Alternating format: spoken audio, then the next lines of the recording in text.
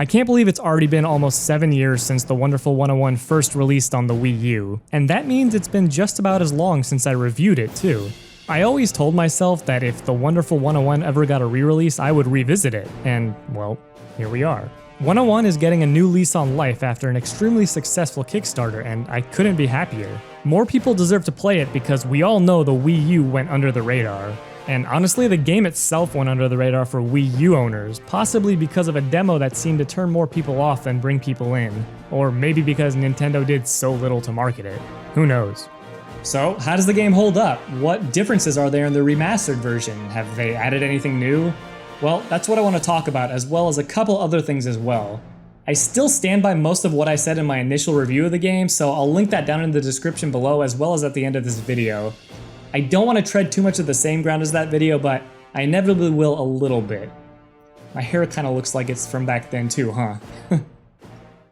One thing I never discussed originally is the very interesting development history of the Wonderful 101. Platinum's first concepts included a mashup of Nintendo characters similar to Smash Bros. The heroes could have been Mario, Link, Samus, Kirby. I mean, obviously the possibilities are endless. That would have been amazing to see. It seems like they had problems getting approval from Nintendo to use their characters and decided to shelve the idea for a while, but eventually they returned to the concept and replaced the Nintendo characters with superheroes. These first superhero concepts were darker and grittier than the ones we see today, kinda resembling some comic books or graphic novels. This new version got the green light and the rest is history. Now, for you newcomers out there who don't know anything about the Wonderful 101, here's a quick summary. You play as a group of superheroes called the Wonderful 100 who are protecting planet Earth from alien invaders known as the Geth Jerk, or the Guild of Evil Aliens terrorizing humans with gigawatt bombs, energy beams, ray guns, and killer lasers? Just going by that alone, I think it's pretty clear what kind of tone 101 sets out to have. It absolutely exudes wit and charm. But anyway, this is a pure character action title, which shouldn't come as any surprise given that it's created by the Action Kings over at Platinum Games. What is surprising though is just how inventive the combat is. The Wonderful 101 is essentially a one-button action title. There's no heavy attack and light attack like so many other games in this genre. Instead, you draw shapes to create your weapons using what the game calls Unite Morphs, and you can pull off combos by switching between Unite Morphs mid-attack. Trust me, it's insanely satisfying to uppercut some enemy into the sky with a giant fist, switch to a giant sword in the air, do a spin attack, and then switch to a damn gun and fire off some shots just for good measure. The whole romp is a non-stop barrage of action that tries to outdo itself over and over again, and it's always trying to add variety by completely changing up the gameplay style. All the systems were so fun, and I loved the entire game back when it first released, but what's changed? Well, they removed the Nintendo logo during the opening scene and replaced it with a warning telling people to play video games in a well-lit room at a reasonable distance. So obviously this game is garbage now. But for real, let's address the real elephant in the room first. You see that right there? Yeah, that's right, remastered. That's what I'm talking about. To be perfectly honest, the Wonderful 101 Remastered is a remaster mostly in name alone. The visuals don't seem to have any sort of upgrade at all, although they did give them a resolution bump targeting 1080p on all platforms now. I played on PC as well, so I was able to get a rock-solid 60 FPS throughout my time with the game. But wait, hold on, that sounds familiar. The visuals are crisp and clean with a frame rate that runs at a rock-solid 60 frames per second. Oh yeah, I said the same thing about the Wii U version. That was completely and utterly wrong. There were frame drops all over the place, especially during intense battle sequences on the Wii U, and it doesn't seem like they ironed those out for the Switch version either, unfortunately. But to be honest, I think the fact that I didn't really notice these frame drops back in the day goes to show how it really didn't bother me much, if at all. That goes for the lack of visual upgrades as well. I think the Wonderful 101 looks beautiful as is, and it didn't need a visual overhaul. I love the low-poly characters, the way they animate, and the style that emanates from every corner of this game.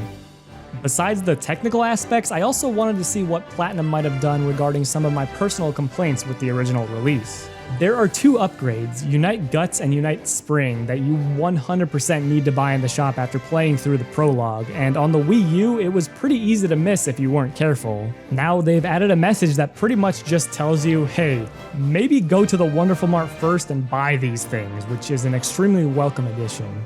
These upgrades are also basically free now, whereas they were a bit more expensive before. I don't think there was any way you wouldn't have enough money to buy them on the Wii U, but now there's definitely no way you won't have enough money. I think I still would have preferred it if they just gave you these upgrades automatically, but I'm glad at least the messages are there. My other big complaint, though, doesn't seem to have been addressed at all. When I first reviewed the Wonderful 101, I talked about how it greatly suffers from a lack of guidance. You're basically thrown into the fray to learn on your own, and while there are a few tutorials thrown about here and there, I just don't think there's enough. You can certainly learn things intuitively, and I did for the most part, but some things are so obtuse that I could totally see someone getting extremely frustrated with it. Pretty much nothing has been done in that regard to make things easier for the player to understand, and that's kind of a shame. 101 is not an easy game. There's a steep learning curve, and things may seem impossible at first, but practice makes perfect. The impossible is possible when you're wonderful, baby. So with everything being as difficult as it is already, it just sucks that there may be moments that hamper a player's progress due to a lack of knowledge about a certain mechanic. Speaking of that general difficulty though, new to this version is a full automatic custom block that you can equip which performs normal attacks automatically. This is really meant for beginners, and it also reduces your rank at the end of each operation. I wouldn't recommend using this unless a younger player wants to give things a shot. The only other change here deals with the Wii U specific features. Since the gamepad could present something completely different than what was shown on the TV, there were small puzzle segments that required you to look at both screens. While there was a picture-in-picture mode on the Wii U as well, you're given a few more options here. You can either overlay one screen on another, or you can have a side-by-side view with the option to change the size of each screen. It all works pretty seamlessly, and you can turn off the second screen view with the press of a button. Hold on though, there was one other thing you could do on the gamepad. You were able to draw your Unite morphs on the touchscreen, but I thought that was inferior to using the right analog stick to draw them because in a fast-paced action game like this, the last thing you want to do is take your hands off of the controller to draw something and then move them back to the buttons. Okay, so here's the thing. I have to address the controls again because this is something that's super disheartening for me. I thought people would get it this time because the remasters on platforms that don't typically have touchscreen integration, but I was wrong. Critics once again have been complaining about how using the analog stick is way worse than using the touchscreen and that Unite morphs don't register properly when using the stick. This is not true. Period. As long as you can draw a circle and a line, or a combination of the two, you can draw every single Unite morph with just a little bit of practice. 101 was even built from the ground up with the right analog stick in mind. Touchscreen controls were tacked on later after the dev team learned about the Wii U gamepad. I'm not saying it doesn't take some time to get used to, but stick with it and you'll be a pro in no time.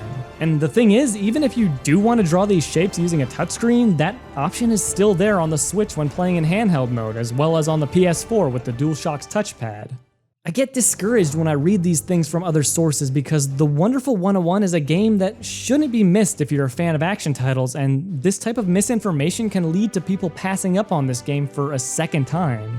I know I've gone over some of the negative aspects of this specific release, but there is so much to love here, and going back to play it for a second time really hammered that home for me. You can tell Platinum poured their hearts and souls into every facet of this adventure, from the characters to the enemy designs to the absolutely batshit crazy story that goes places you would never expect.